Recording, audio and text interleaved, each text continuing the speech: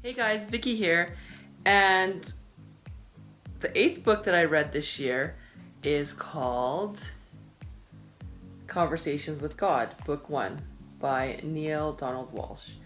And before we go ahead and talk about this book, the reason why I'm doing these videos is because I learned that Warren Buffett, who reads a book a day, is the second wealthiest man in the world, I believe, at the point, or he for sure is a billionaire. He says that every book that you read, make sure that you write out a little summary so you know what you got out of it each time. And these videos are acting as those summaries. So, and 2017 being the most I've read in all of my life, within a year. I've read a lot of books, but within a year, I found that this is very, very helpful for me. So back to Conversations with God. The one thing I liked about this book is that it's not so religious. Like, it's not too Christian or anything like that. It's actually just basically having a conversation with somebody, which is God in this case. And I found it very, very interesting because a lot of the things that are in here are just mind-boggling. And it's a lot of things that the world's going through. And just it really helped me be more at peace. And there's one thing here that, it's Neale who's having a conversation with God. I believe that when he says that, he's like literally having a conversation with his inner self, or, the Lord, or, and this is what he's getting out of it. For those of you who read Outwitting the Devil by Napoleon Hill, it's the same kind of concept. Like, was he talking to the devil or was he talking to his dark self? So, however you want to put it. So there's one thing here that Neale says, why is there so much suffering? And he also asks, why don't you, if you are God, put an end to suffering if you dislike it so much? And God's reply was, I have put an end to it. You simply refuse to use the tools I've given you with which to realize that. You see, suffering has nothing to do with events, but with one's reaction to them. And I want to pause it for a moment, because it's not the outside circumstances or situations or challenges or opportunities that happen to you. It's how you react to them and how your attitude is towards them. I noticed in the past, when I let those things, challenges or situations affect me, instead of being at cause, I found that things did not turn out my way, and things just spiraled it got more worse, spiraled downward.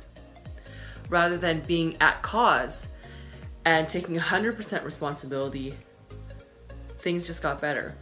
And I believe that's what God's saying here is, it's not the suffering. The suffering has nothing to do with the events, but it's one's reaction to them. So it's how you react. What's happening is merely what's happening. How you feel about it is another matter. Let's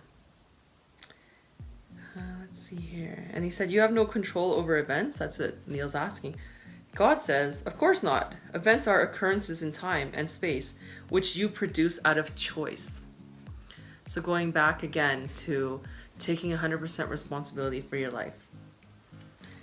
And he goes to say, God says, I will never interfere with choices. To do so would be to obviate that very reason I created you. But I explained this all before. Meaning, we're creative beings. We're meant to create things, not just attract. Triggering the creation process, it activates law of attraction. That's a lot of people don't see. When successful people are interviewed and asked, what made you decide to do this? I decided to create this product. I decided to create this business.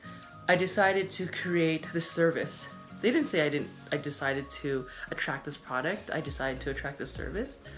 So that's what he means in that part of the book.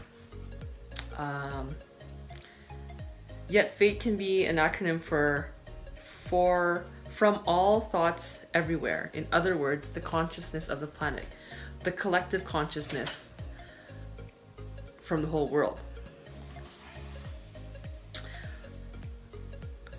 There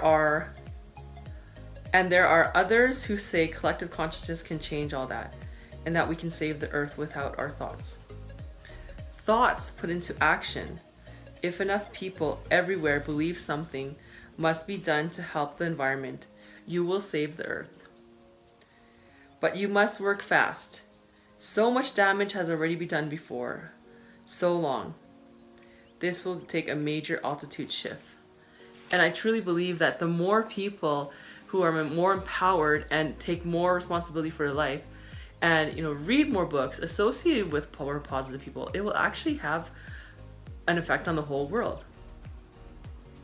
It's just amazing how that works. The more people who are like this, the more better the world will be.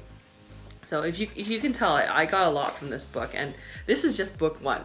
I still have book 2 and 3 to still read. So I do plan to read it at least before the end of next year. So I'm just setting myself up to win. But yeah, if you get a chance, definitely read at least book 1, Conversations with God.